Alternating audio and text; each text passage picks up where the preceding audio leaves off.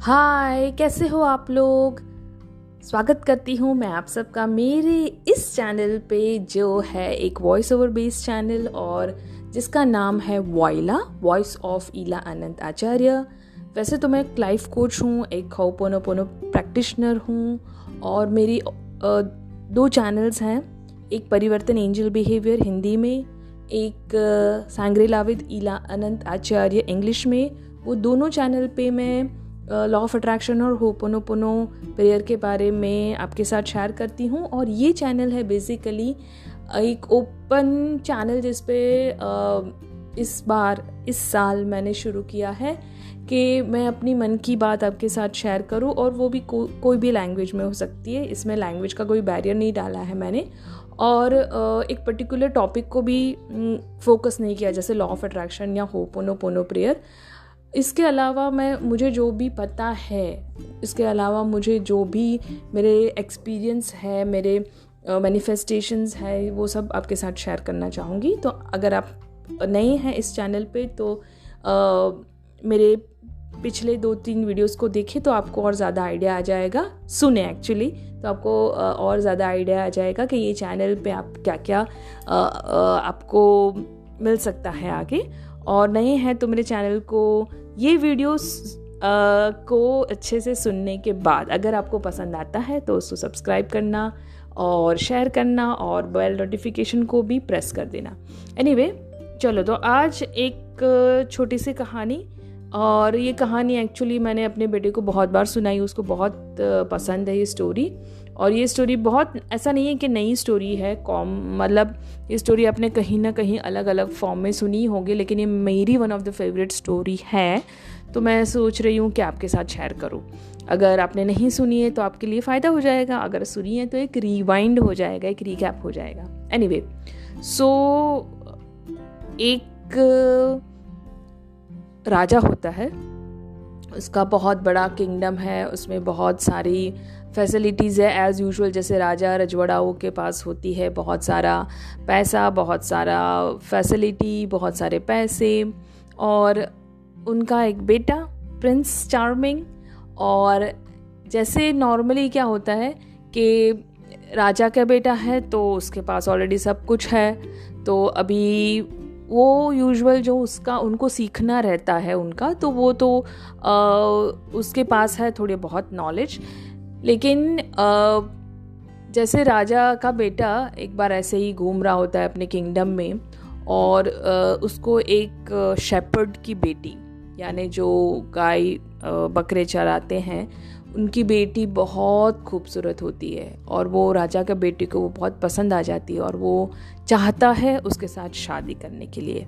और वो शेपर्ड की बेटी बहुत ही खूबसूरत होने के साथ साथ बहुत ही इंटेलिजेंट भी होती है, बहुत समझदार होती है। और उसने क्योंकि अब उसकी दुनिया अलग है, उसको बहुत सारी चीज़ें हैं, पता है, एक्सपीरियंस है, और उसको लाइफ के बारे में उसके पापा से बहुत सारी अच्छे से लेसन्स मिले होते हैं।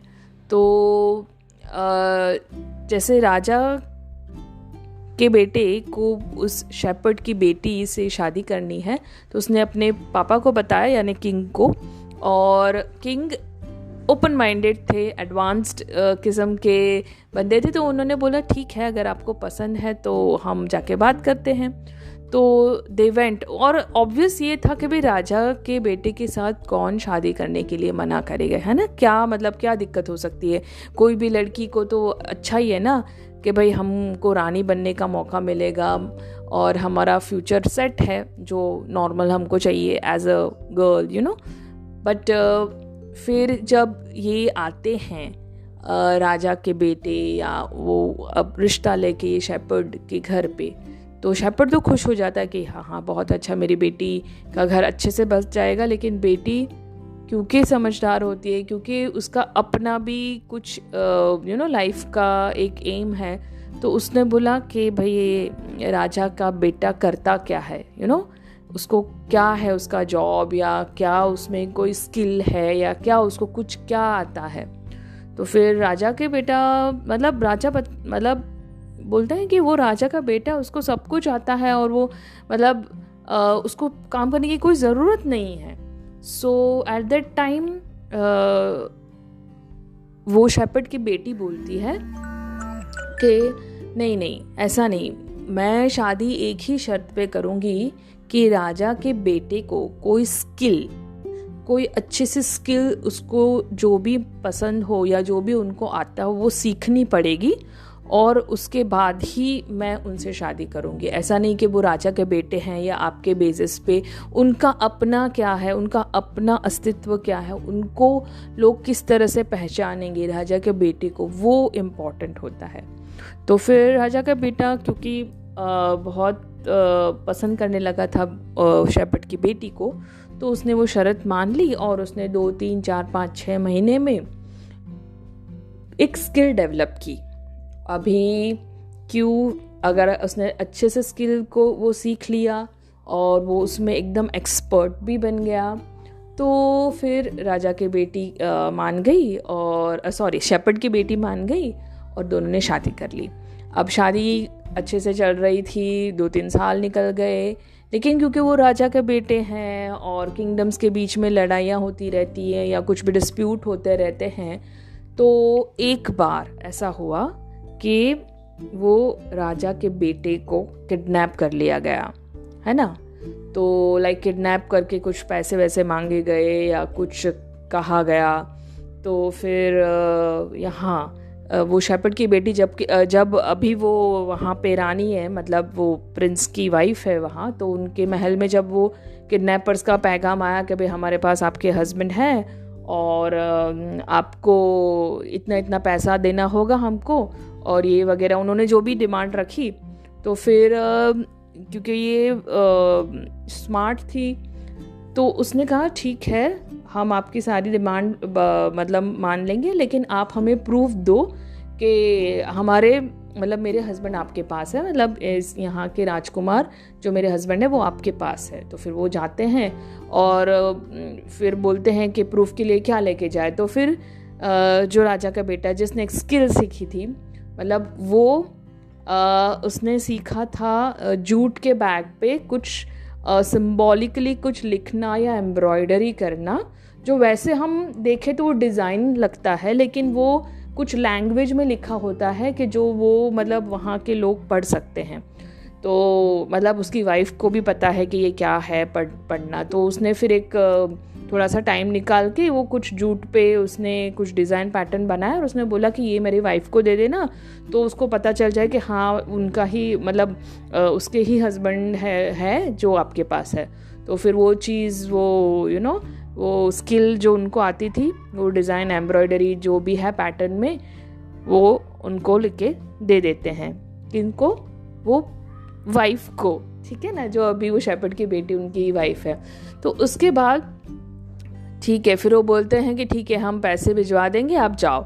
अभी उसका स्किल का यूज़ ये हुआ कि उसने जो जूट का बैग जिस पे डिज़ाइन पैटर्न जो भी किया था, उस पे उसने जहाँ उनको लेके गए थे उसकी आसपास का सारा जो भी उसको मतलब इतने दिन तक पता था, वो सारा उसने उस पे वो एकदम हिडन मैसेज में कोड लैंग्वेज में डिज़ाइन के फॉर्म में लिखा था। तो उसकी वाइफ को सब पता चल गया कि उनके हस्बैंड को कहाँ किडनैप किया गया है। तो वो अपनी पूरी सेना लेके उनके पीछे गए और अपने हस्बैंड को बचा लिया। So moral of the stories, अगर आपको कोई भी स्किल आती हो तो आप कभी भी उसका यूज़ करके अपने आप को बचा सकते हैं। तो राजा का बेटा बहुत थैंकफुल हुआ, अपनी वाइफ को लेके उसको आके बोला कि अगर आपने वो शर्त नहीं रखी होती, अगर आपने मुझे ये एक स्किल सीखने के लिए मजबूर नहीं किया होता, तो आज हम अच्छे से सेफली या जो भी है हम अपने आप को बचा नहीं पाते।